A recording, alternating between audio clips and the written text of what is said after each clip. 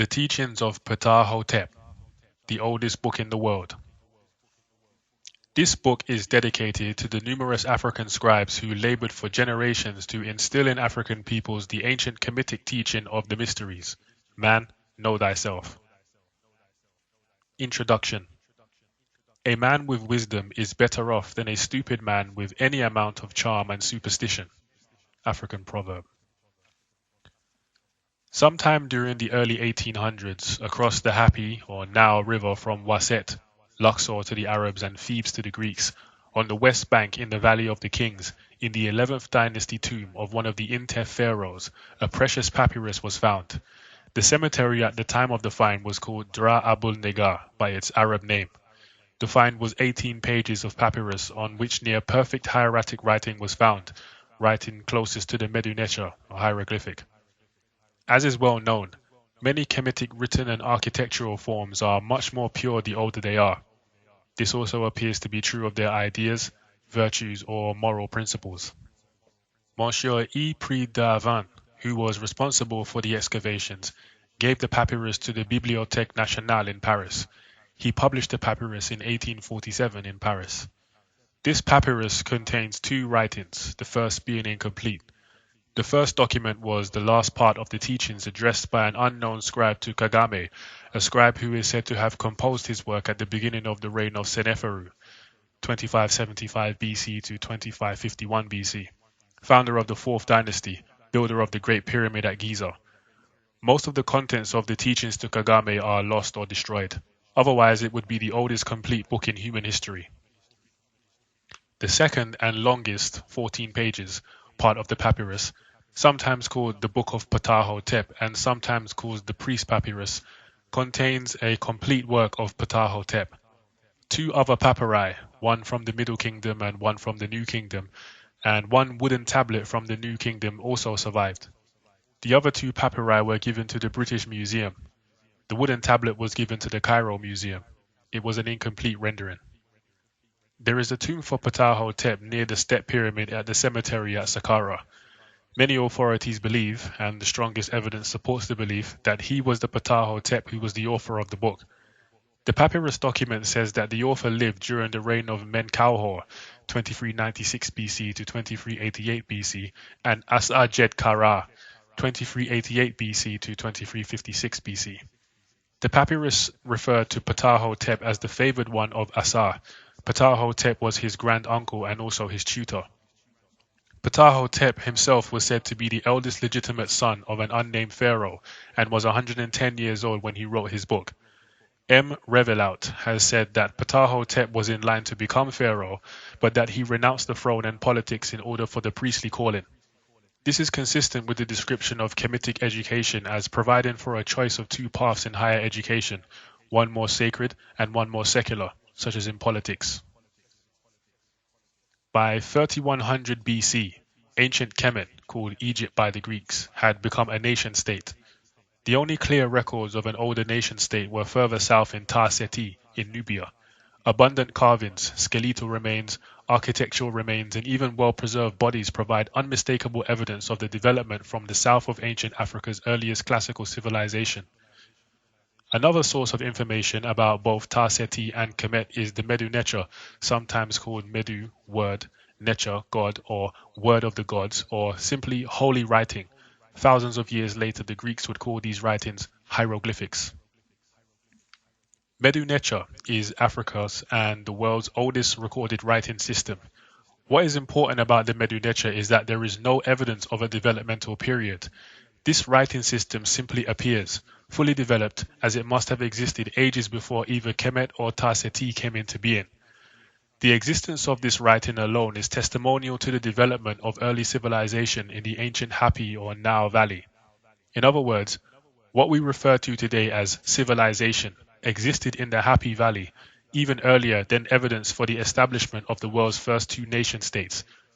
We must remember that the Medu Neter is not the only evidence of pre-Kemetic national civilization farther south in the Happy Valley.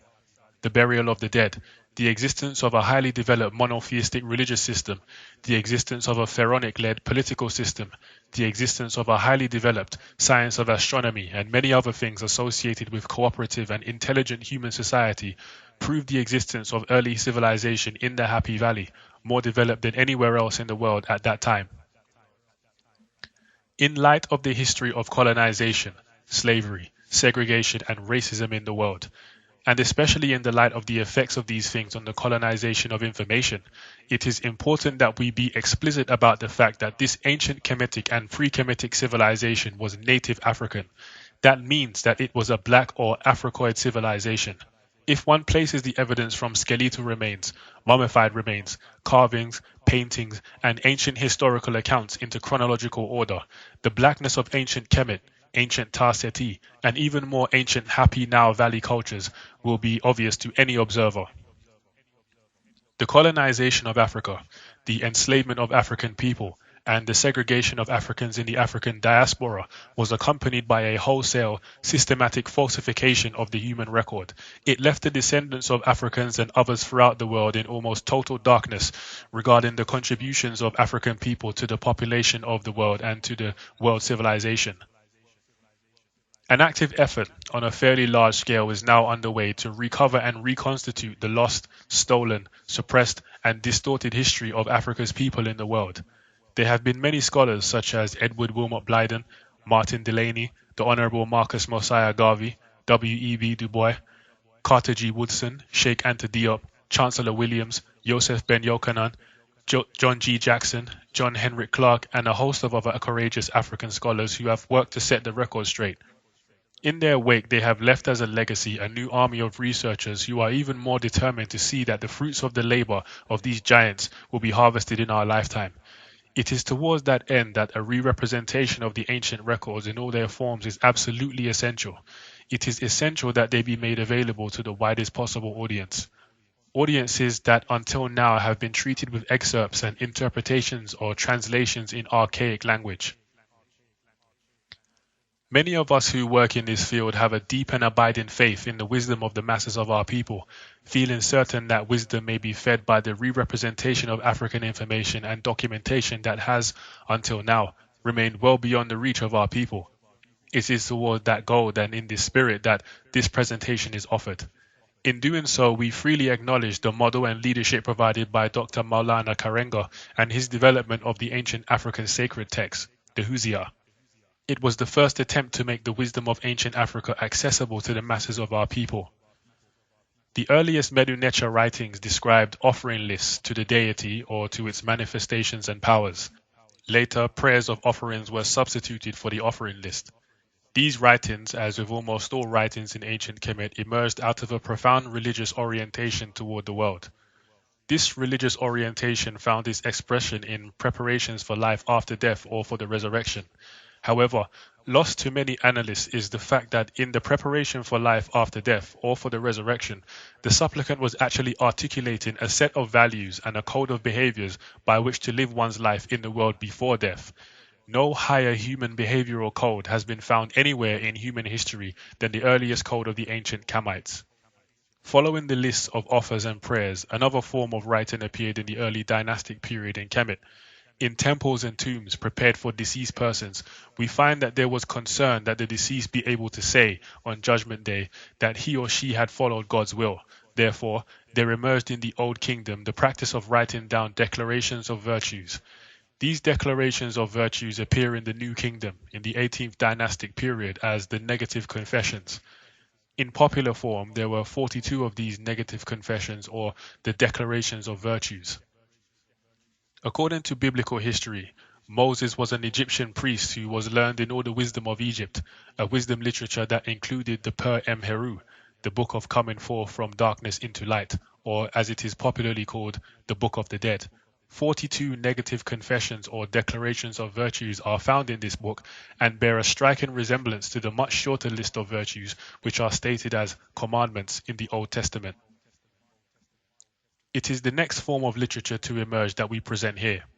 Some writers have referred to it as the wisdom literature of the ancient Kamites, instructions in wisdom, or as the ancient Kamites themselves called it, simply instructions. The earliest incomplete instruction text that survives are the instructions to Kagame, a vizier who served both Huni and Seneferu on the 3rd and 4th dynasties respectively. This is followed by the instructions of Hajadef, the prince, for his son Oibre. Hajadef was the son of Khufu in the 4th dynasty and grandson of Seneferu. However, these instructions are very short and are incomplete, so the oldest complete set of instructions is the 37 teachings or instructions of Ptahhotep. This makes the Instructions of Ptahhotep the oldest textbook in the world. The Instructions of Ptahhotep were copied during the Middle Kingdom on papyri that are still preserved. Some Egyptologists believe that because the instructions were attributed to Ptahhotep, and because there was indeed an Old Kingdom sage by that name, and because Middle Kingdom writers attributed the sayings to that sage, who is said to have served under King Assa of the 5th dynasty, therefore they should accept that attribution in the absence of compelling evidence to the contrary. Even if it were Middle Kingdom material at an age, 12th dynasty, of approximately 2000 BC, it would still be the oldest wisdom literature in the world. Given a 5th dynastic age, we can say that the instructions of Ptahhotep belong to a period approximately 2,500 years before Christ. It is with great pleasure that these profound instructions are once again made available to African people and to the world. It was wisdom such as this that made people throughout the world come to Kemet, to Africa, to drink at the fountainhead of wisdom. This is true of students from Asia, including the Hebrews and later the greatest classical scholars of the Greeks and the Romans. The reader is referred to several translations of the Book of Ptahhotep in this selected bibliography. We have consolidated in this edited version the best translations in modern rather than archaic English. These are the instructions by the mayor of the city, who is also the vizier. His name is Ptahhotep, and he serves under Pharaoh Assa, who lives for all eternity. The mayor of the city, Vizier Ptahhotep, addressed the supreme divinity, the deity, as follows. God upon the 2 crocodiles, reference to Heru, who is sometimes shown standing on 2 crocodiles. My God, the process of aging brings senility. My mind decays and forgetfulness of the things of yesterday has already begun. Feebleness has come and weakness grows. Childlike, one sleeps all day. The eyes are dim and the ears are becoming deaf. The strength is being sapped. The mouth is grown silent and does not speak. The bones ache through and through. Good things now seem evil. The taste is gone. What old age does to people in evil is everything. The nose is clogged and does not breathe. It is painful even to stand or to sit. May your servant be authorized to use the status that old age affords, to teach the hearers, so as to tell them the words of those who have listened to the ways of our ancestors, and of those who have listened to the gods. May I do this for you, so that strife may be banned from among our people, and so that the 2 shores may serve you.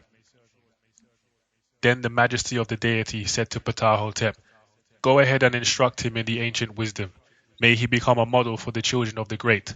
May obedience enter into him, and may he be devoted to the one who speaks to him. No one is born wise. And so begins the formulation of Medu Neter, good speech, to be spoken by the prince, the count, God's beloved, the eldest son of the pharaoh, the son of his body, mayor of the city and vizier.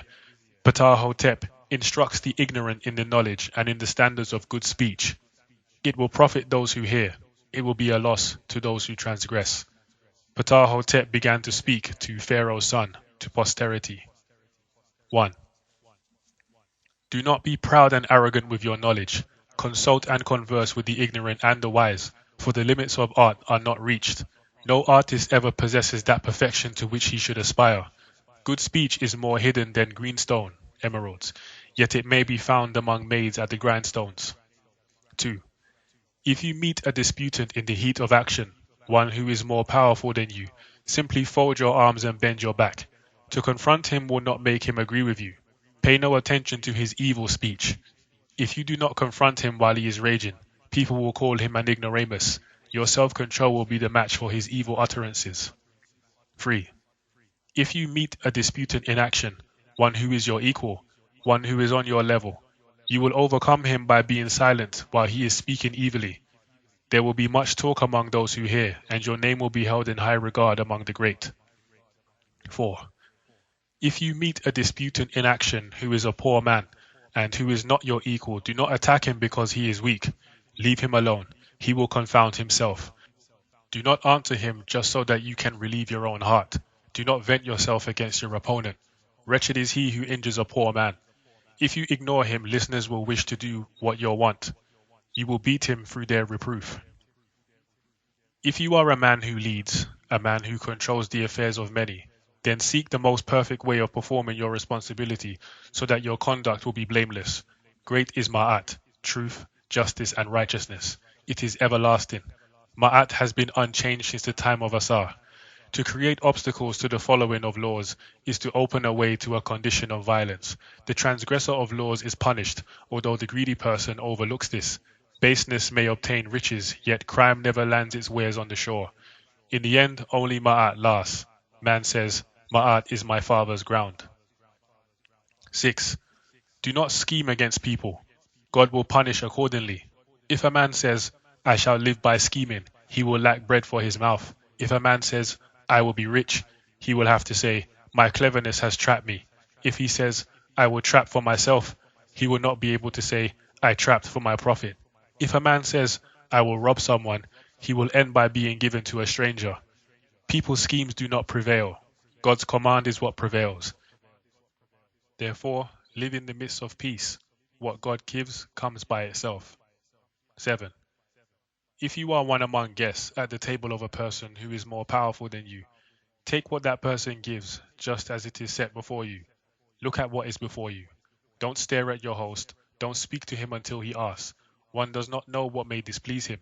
Speak when he has spoken to you. Then your words will please the heart. The man who has plenty of the means of existence acts as his car commands.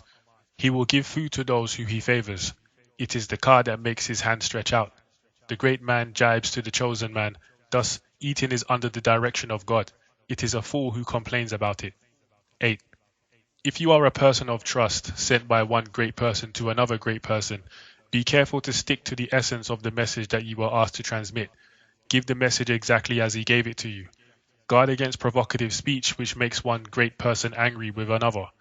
Just keep to the truth. Do not exceed it. However, even though there may have been an outburst in the message, you should not repeat it. Do not malign anyone, great or small. The car abhors it. 9. If you plow and there is growth in your field and God lets it prosper in your hand, don't boast to your neighbor. One has great respect for the silent person.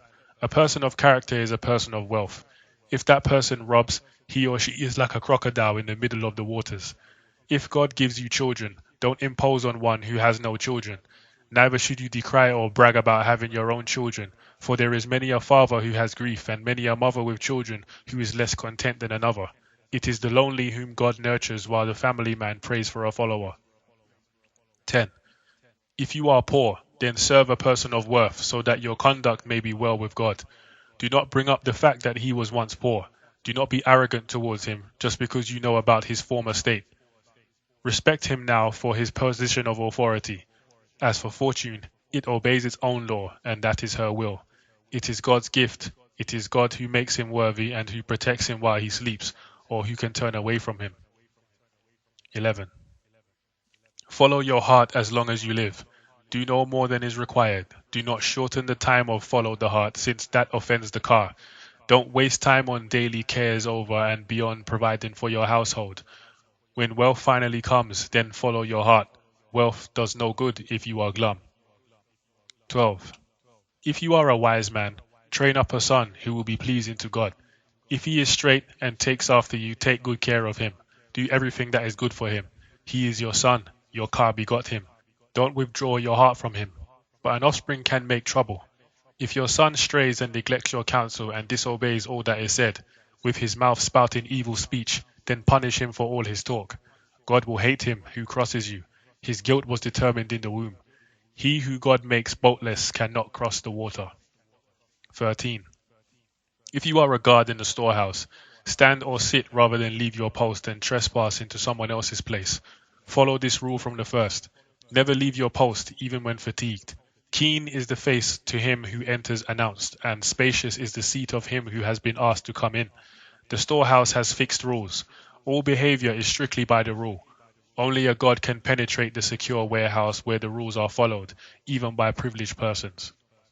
14. If you are among the people, then gain your supporters by building trust. The trusted man is one who does not speak the first thing that comes to mind, and he will become a leader. A man of means has a good name, and his face is benign. People will praise him even without his knowledge. On the other hand, he whose heart obeys his belly asks for contempt of himself in the place of love. His heart is naked, his body is unanointed. The great-hearted is a gift of God. He who is ruled by his appetite belongs to the enemy. 15. Report the thing that you were commissioned to report without error. Give your advice in the High Council. If you are fluent in your speech, it will not be hard for you to report, nor will anyone say of you, "Who is he to know this?" As to the authorities, their affairs will fail if they punish you for speaking truth. They should be silent upon hearing the report that you have rendered as you have been told. If you are a man who leads, a man whose authority reaches widely, then you should do perfect things, those which posterity will remember. Don't listen to the words of flatterers or to words that will puff you up with pride and vanity. 17. If you are a person who judges, listen carefully to the speech of one who pleads. Don't stop the person from telling you everything that they had planned to tell you.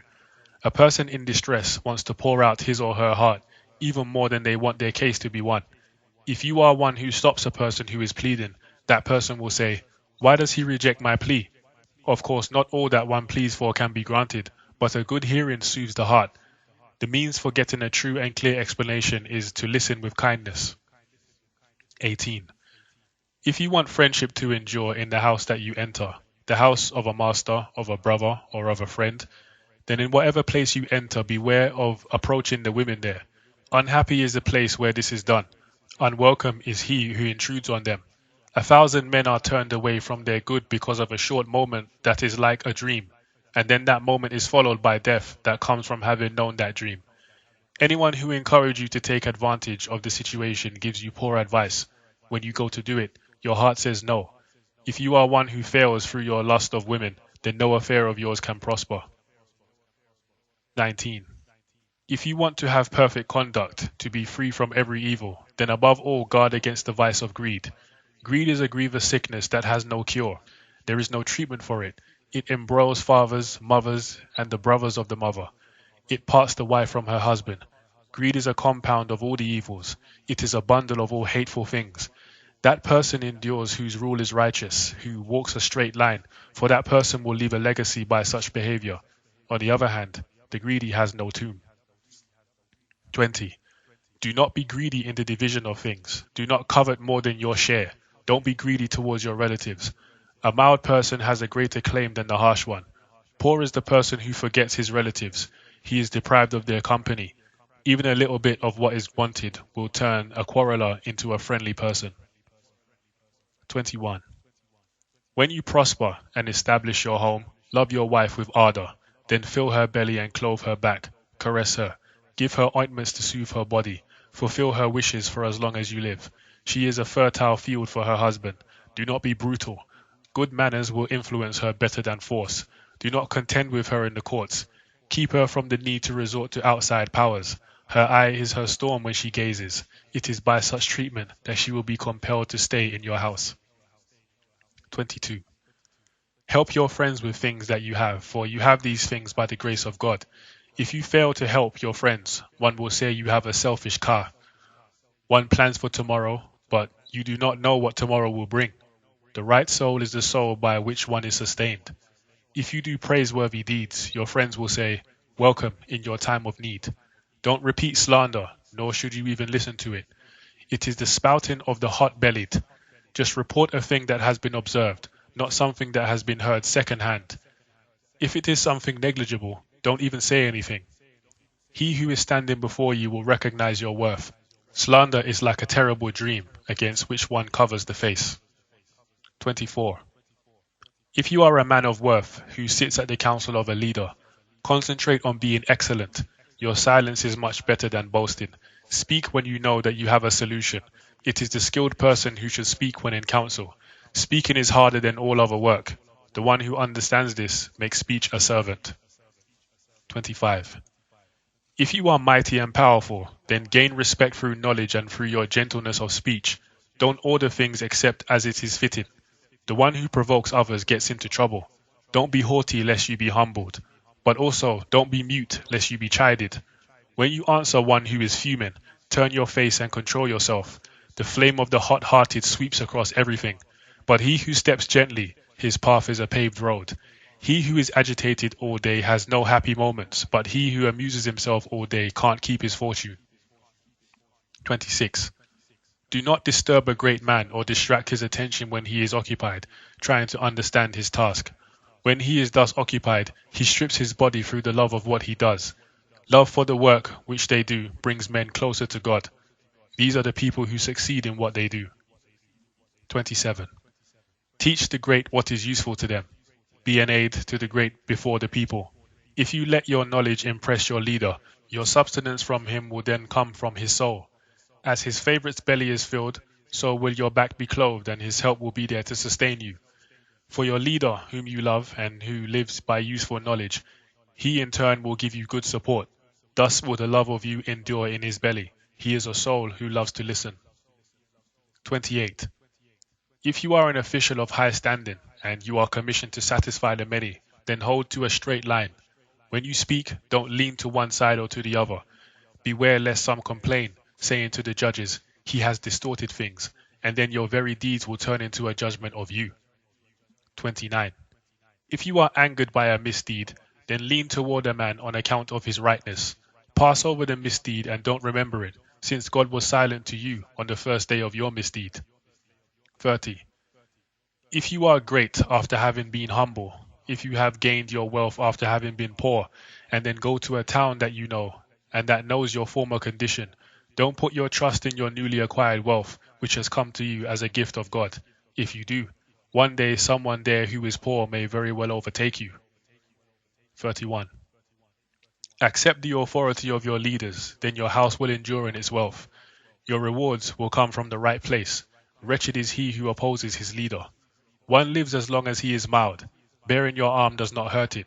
Do not plunder your neighbor's house or steal the goods of one that is near you, lest he denounce you before you are even heard. One who is argumentative is a mildless person. If he is also known as an aggressor, then the hostile man will have trouble in the neighborhood. 32. Be circumspect in matters of sexual relations. 33. If you examine the character of a friend, don't ask other people, approach your friend. Deal with him alone, so as to not suffer from his anger. You may argue with him after a little while.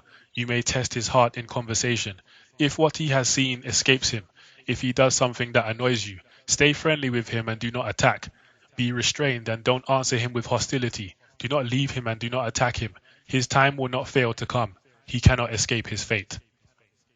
34. Be generous as long as you live. What leaves the storehouse does not return. It is the food in the storehouse that one must share that is coveted. One whose belly is empty becomes an accuser. One who is deprived becomes an opponent. Therefore, do not have an accuser or an opponent as a neighbor. Your kindness to your neighbors will be a memorial to you for years, after you satisfy their needs. 35. Know your friends and then you prosper. Don't be mean towards your friends. They are like a watered field and greater than any material riches that you may have, for what belongs to one belongs to another. The character of one who is well born should be a profit to him. Good nature is a memorial. 36. Punish firmly and chastise soundly, then repression of crime becomes an example, but punishment except for crime will turn the complainer into an enemy. 37. If you take for a wife a good time woman who is joyful and who is well known in the town, if she is fickle and seems to live for the moment, do not reject her, let her eat. The joyful person brings happiness. If you listen to my saying, all of your affairs will go forward. Their value resides in their truth. The memory of these sayings goes on in the speech of men and women because of the worth of their precepts. If every word is carried on, they will not perish in this land. If advice is given for the good, the great will speak accordingly. This is a matter of teaching a person to speak to posterity. He or she who hears it becomes a master hearer.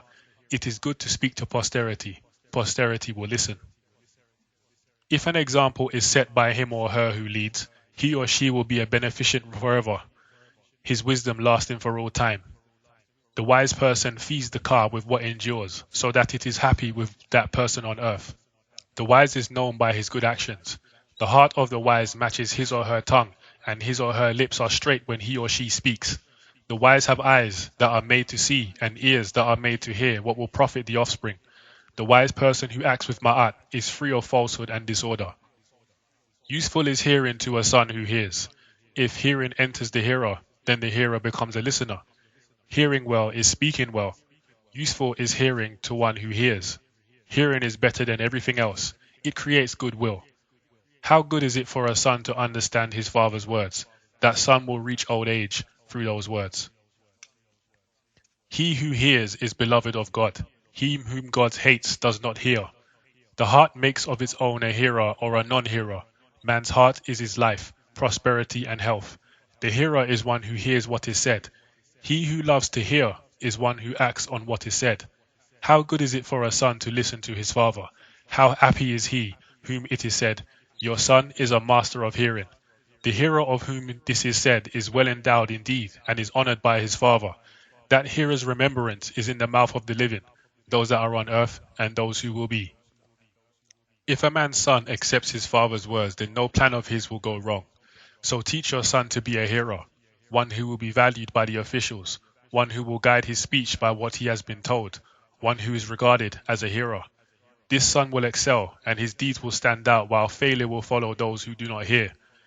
The wise wakes up early to his lasting gain, while the fool is hard pressed. The fool who does not hear, he can do nothing at all. He looks at ignorance and sees knowledge. He looks at harmfulness and sees usefulness.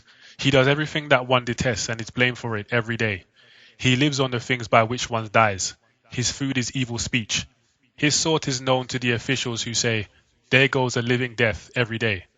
One ignores the things that he does because of his many daily troubles. A son who hears is a follower of Heru. When he is old and he has reached the period where he is venerated, then he will speak likewise to his own children, renewing then the teachings of his father. Every man teaches as he acts. He will speak to the children so that they will speak to their children. He will set an example and not give offense. So if justice stands firm, your children will live. As to the first child who gets into trouble, when people see it, they will say about the child, "That is just like him." And they will also say, when they even hear a rumor about the child, "That is just like him too." To see everyone is to satisfy the many. Any riches that you have are useless without the many. Don't say something and then take it back. Don't put one thing in place of another. Beware of releasing the restraints in you, lest the wise man say, "Listen, if you want to endure in the mouth of the hearers, speak after you have mastered the craft.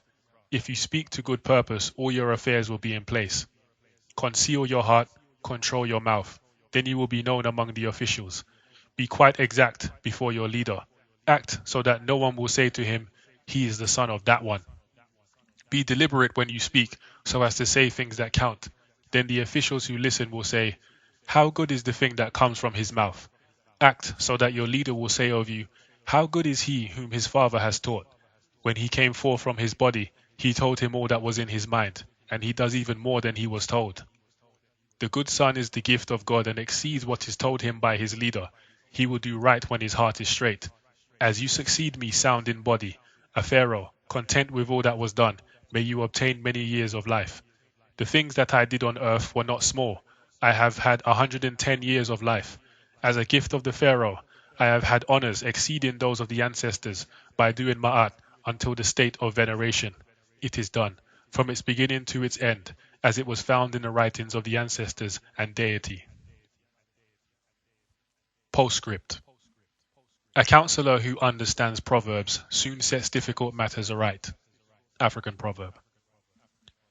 The teachings of Ptahhotep are important for many reasons. We may note among those reasons that they provide us with but a mere glimpse of a profoundly intellectual and spiritual body of thought and way of life of Africa's ancient people. Ptahhotep himself appeals to the ancients, so ancient in fact that they were said to have been instructed by the gods. Ptahhotep therefore laid no claim to original authorship. His wisdom was that of his people and of the deity. Imagine what it would be like to have the whole papyrus that was found by priests. Imagine even more how it would be to have the whole body of literature of which the teachings of this one priest were but a small fragment. It is through developed culture that we know who these ancient Africans were. Compare the Ptahhotep fragments of African wisdom teachings to the Mesopotamian code developed many centuries later by Hammurabi. For example, in Hammurabi, we may find toleration for slavery, if not a wholesale justification for it. Compare also the role of leader in Ptahhotep with that described in millennia later Europe by Machiavelli in The Prince. Machiavelli's prince was an unprincipled demagogue, a true totalitarian. By contrast, Ptahhotep and other scribe priests taught a supremely democratic and humane system of thought. The study of this sacred text, and of all the other ancient Kemetic sacred texts, is essential to an understanding both of Africa and of the development of the world and Western civilization. It takes no major effort to see in these and other ancient Kemetic texts the antecedents to biblical literature, to Greek philosophy, and to Eastern religions as well. Sheikh Anta Diop, E. A. Wallace Budge, and many other scholars who knew both general African culture and that of Africa's most well-known nation, Kemet, were clear and confident about the unity of cultural forms between Kemet and its sister nations of Africa.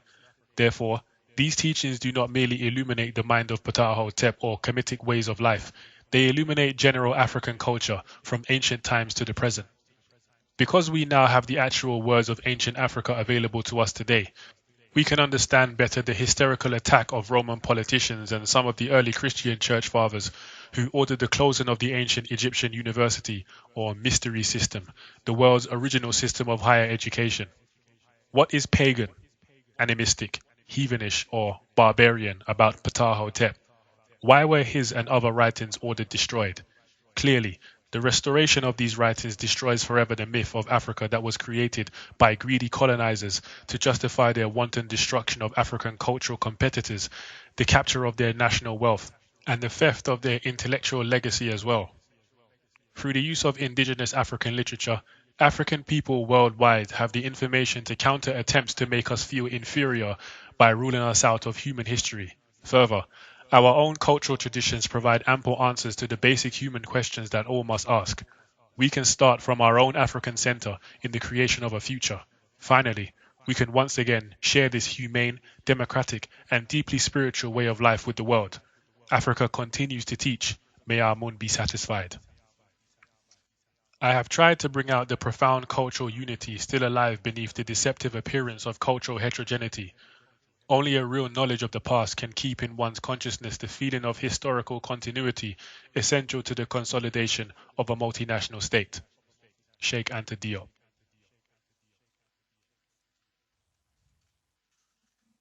Kemetic Glossary. Amun, the hidden one, shown with a tall crown of feathers, often also in the form of Min, from 2000 to 1360 BC, he is preeminent among Kemetic deities. Dynasty, a succession of rulers of the same line of descent. 30 dynasties of Kemetic kings were listed by the priest Manetho, from Menes to Ptolemy II Philadelphus. Hapi, god or Necha of the Nile, self-engendered, lord of the fish, represented by an androgynous divinity, crowned by a papyrus reed. Horus or Heru. Prehistoric Kemetic sky god in the form of a falcon, Horus was said to be the parthenogenetic child of the Virgin Mother Isis.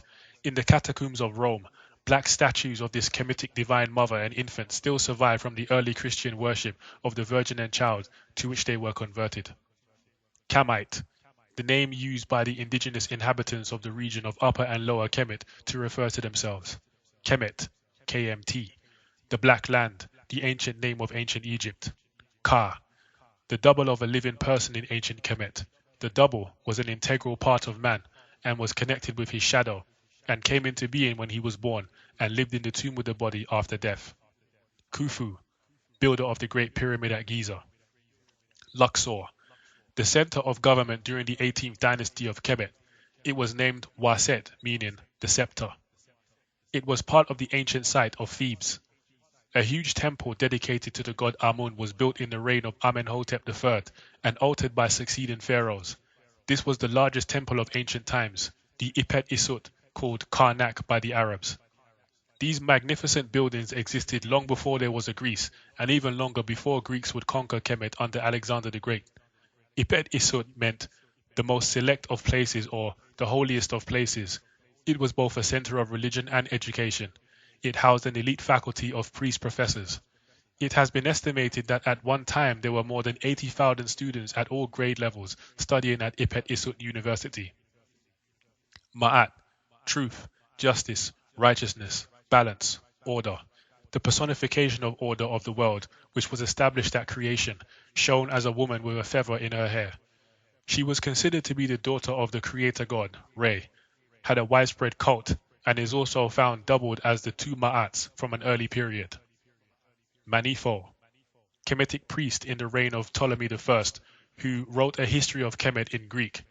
His division of kings of Kemet into 30 dynasties is still used in Egyptian history. Medu-Neter, sacred writing. The Greeks called this first writing system of the world hieroglyphics. This ancient system of writing was decoded by Jean-François Champollion after deciphering the Rosetta Stone. The African-American Norbert Rilliot, sugar refinery, worked closely with Champollion on the project. Middle Kingdom, 2050 to 1786 BC. Ancient Egypt's Middle Kingdom must be regarded as one of the most remarkable epochs in the long history of African people. From 2050 to 1786 BC, the Middle Kingdom contributed some of Africa's most significant literary and religious innovations. Its literature set the standard of future generations. Its art was held in such esteem that it was used as a model in the Egyptian Renaissance of the last native dynasties.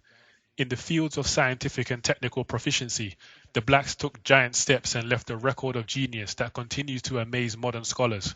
Its colossal, yet precise construction projects have few parallels, past or present. Of its kings, several were giants whose worship was preserved intact for more than 1,000 years. Also of note, a fact of supreme importance, the civilization of Egypt's Middle Kingdom was a product of neither Europe nor Asia, but the Upper Nile Valley, towards the interior of Africa. The New Kingdom covers 18th and 19th dynasties, 1580, 1350 BC, and 1350 to 1200 BC. The Hyksos invaders were crushed and a military state embarked on wide conquest as far as Kush to the Euphrates. Nile River, longest river in the world, 4,145 miles long, flowing in Africa. Nubia, the narrow valley of the Nile River south of Aswan, as far as the Second Cataract region in the Sudan. Osiris or Assa, king of the underworld and lord of the dead. His wife was Isis and his sons included Heru and Anubis. He most frequently appears in mummy form. Papyrus, the name of Kemetic kings and synonymous with kingship. It derives from the Kemetic term Per-Ah or great house, meaning the palace of the king. Ptahhotep, a vizier of the Old Kingdom, credited with having set down celebrated precepts of morality and ethics. Saqqara, situated 28 kilometers from south of modern Cairo, just west of Memphis and south of Giza. Ancient burial site named after Sokar, the god of measure.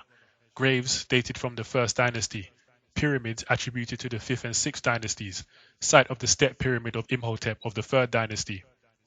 Seneferu, 2700 BC. First king of the 4th dynasty, father of Khufu, built the bent pyramid at Medum. Step pyramid, the oldest stone building in the world, built by Imhotep for King Zoser at Saqqara. Ta-seti, land of the bow, site of the world's first monarchy in Nubia at Kustul. Thebes or Waset, capital of ancient Egypt. During the New Kingdom, it was the center of Egypt's empire. The modern city of Luxor is on the site of the ancient metropolis. A vizier. This was an important office in Kemet. He was the pharaoh's prime minister and was responsible for running the kingdom. He had to travel about from district to district and see that all was going smoothly and that the local officials were carrying out their tasks.